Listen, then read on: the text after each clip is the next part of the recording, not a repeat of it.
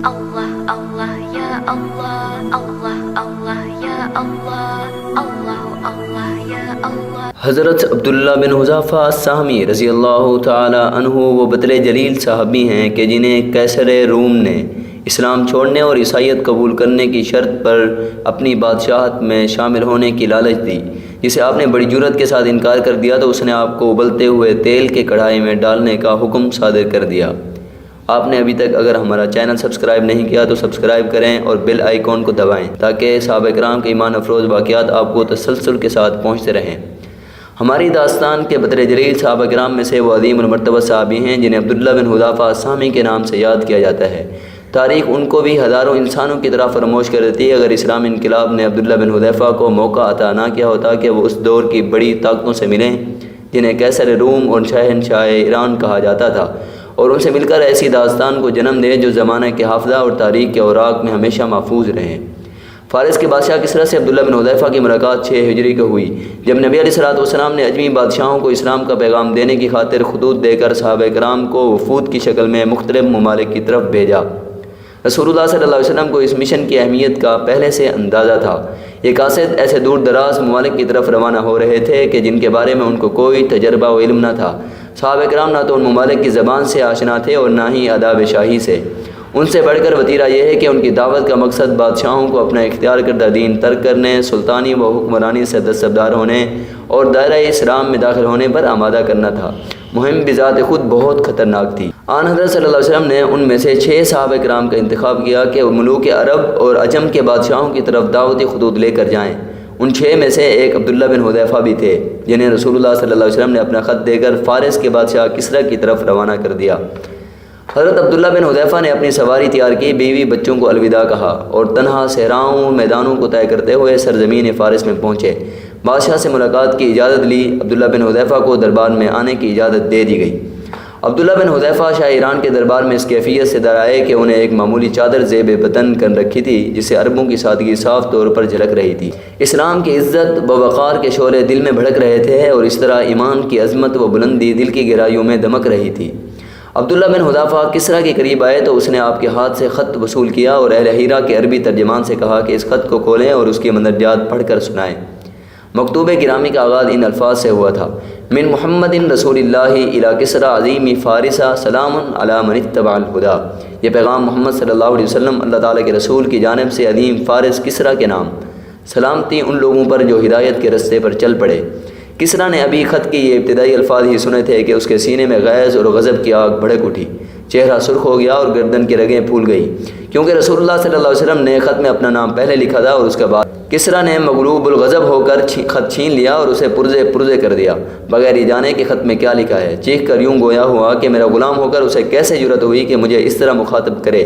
پھر یہ حکم دیا کہ عبداللہ بن حذافہ کو میرے دربار سے نکال دیا جائے، چنانچہ عبداللہ بن حذافہ کو دربار سے نکال دیا گیا۔ حضرت عبداللہ بن حذافہ کو ایوان کسریٰ سے نکل کر چل دیے۔ انہیں کہیں کچھ علم نہ تھا کہ اب ان کے ساتھ کیا ہونے والا ہے، انہیں قتل کر دیا جائے گا یا انہیں آزاد چھوڑ دیا جائے گا۔ اس پر زیادہ عرصہ نہ گزرا تھا، وہ کہہ اٹھے: اللہ کی قسم، آن حضرت صلی اللہ علیہ وسلم کے خط پہنچا دینے کے بعد اب مجھے اس بات کی کوئی پرواہ نہیں کہ میرے ساتھ کیا سلوک رکھا جائے گا۔ یہ کہہ کر اونٹنی پر سوار ہوئے اور چل دیے۔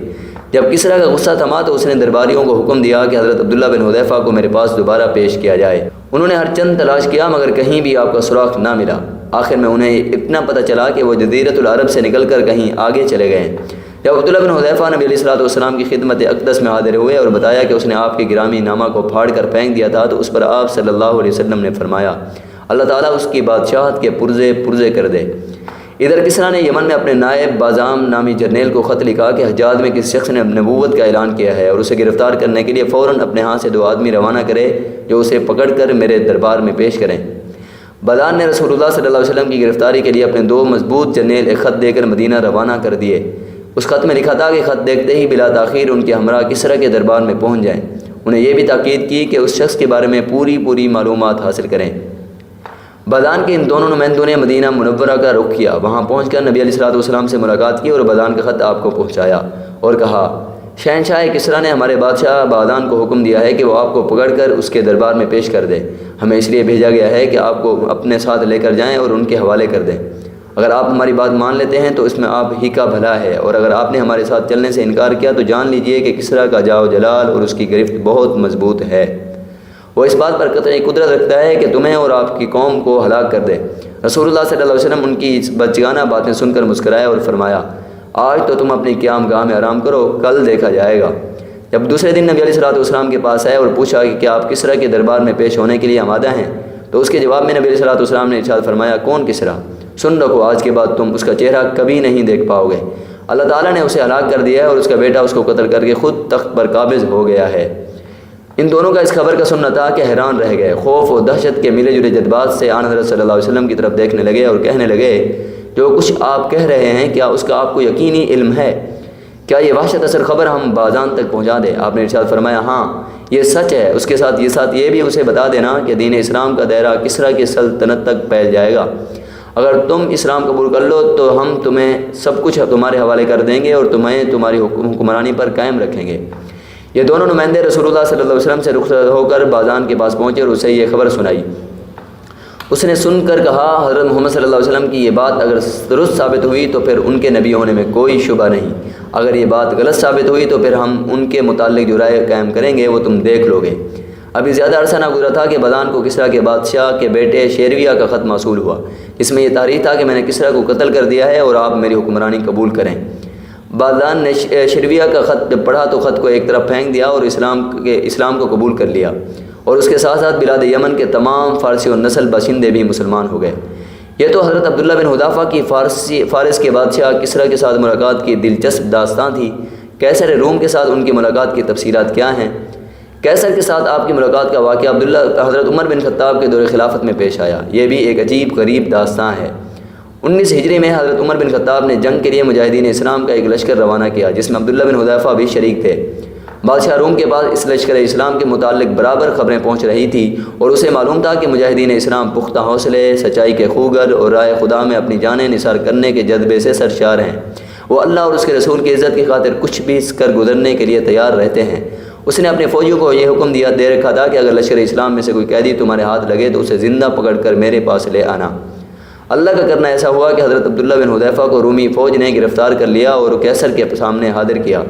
اسے یہ بتایا کہ ہم ایسے شخص کو گرفتار کر کے لائے ہیں جو محمد صلی اللہ علیہ وسلم اور ان کے ساتھیوں میں سے ہیں جنہوں نے سب سے پہلے اسلام قبول کیا۔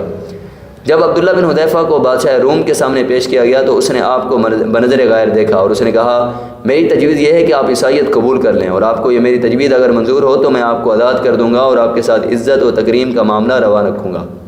حضرت عبداللہ بن حذیفہ نے جرأت و عزم کا اظہار کرتے ہوئے کہا، یہ ممکن ہی نہیں ہے۔ جس چیز کی طرف آپ مجھے دعوت دے رہے ہیں اس سے 1000 درجہ بہتر میں مر جانا پسند کروں گا۔ قیصر نے کہا، مجھے بہادر انسان معلوم ہوتے ہیں، آپ میری تجویز قبول کریں تو میں آپ کو اپنی سلطنت میں شریک کر لینے پر بھی تیار ہوں۔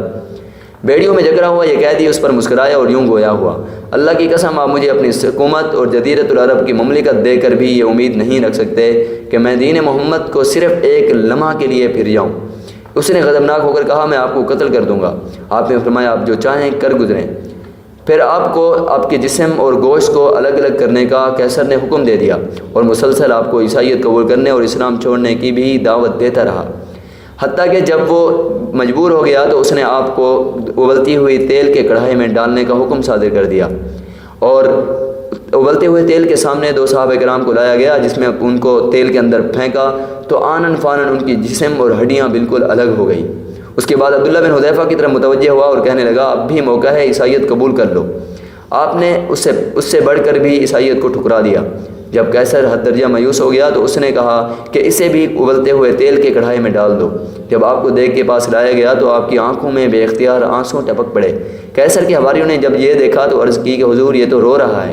اس نے گمان کیا کہ شاید یہ اس تکلیف سے گھبرا گیا ہے، اسے میرے پاس لاؤ۔ جب آپ کو قیصر کے سامنے پیش کیا گیا تو اس نے پھر آپ کو تیسری مرتبہ عیسائیت کے سامنے سر جھکا دینے کی دعوت دی۔ آپ نے اس بار بھی انکار کر دیا۔ اس نے تعجب سے پوچھا، پھر آپ رو کیوں رہے ہیں؟ آپ نے جواب دیا کہ میرے رونے کی وجہ یہ تھی کہ یہ منظر دیکھ کر میرے خیال میں آیا تھا کہ میرے پاس تو صرف ایک ہی جان ہے، کاش میرے پاس 1000 ایسی جانیں ہوتی اور ہر جان کو اس کھولتے ہوئے تیل میں ڈال کر اللہ کی راہ میں قربان کر دیتا۔ اس ظالم کا یہ سننا تھا کہ وہ انتہائی حیران رہ گیا، کہنے لگا کہ اب اگر تم میرے سر کو چوم لو تو میں آپ کو آزاد کر دوں گا۔